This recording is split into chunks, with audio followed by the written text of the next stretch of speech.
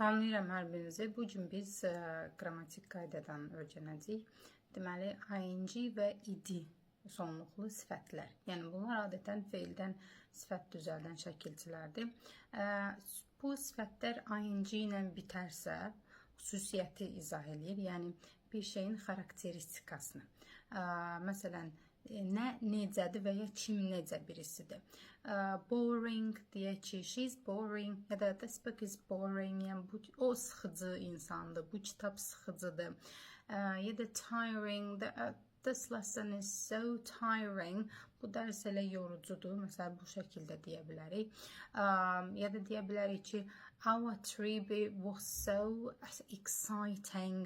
Məsələn, bizim səyahətimiz elə həyəcan verici idi. ing ilə bitərsə.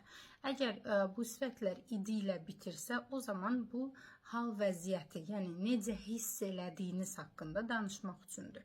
Məsəl üçün deyəm, I'm bored, mən sıxılmışam. Ya da she's tired, o yorğundur. Ya da məsəl üçün we were amazed, yəni biz heyran olduq bu mənada işlədə bilərik. Yəni bir sözlə desək, əgər sifət ing-dirsə, bu xüsusiyyəti, xarakteristikanı izah etmək üçün və bunu canlılara da, cansızlara da istifadə edə bilirik. Yox, əgər sifətimiz id ilə bitirsə, bu zaman bu hal vəziyyəti özünü necə hiss eləməyin haqqında danışmaq üçündür. Bunları qarışdırmayın. Siz də bildiyiniz bu id və ing sonluqlu sifətlər varsa, onlara zəhmət olmasa rəy bölümündə cümlələrdə işlədərək yazın. Təşəkkür edirəm, uğurlar hər birinizə.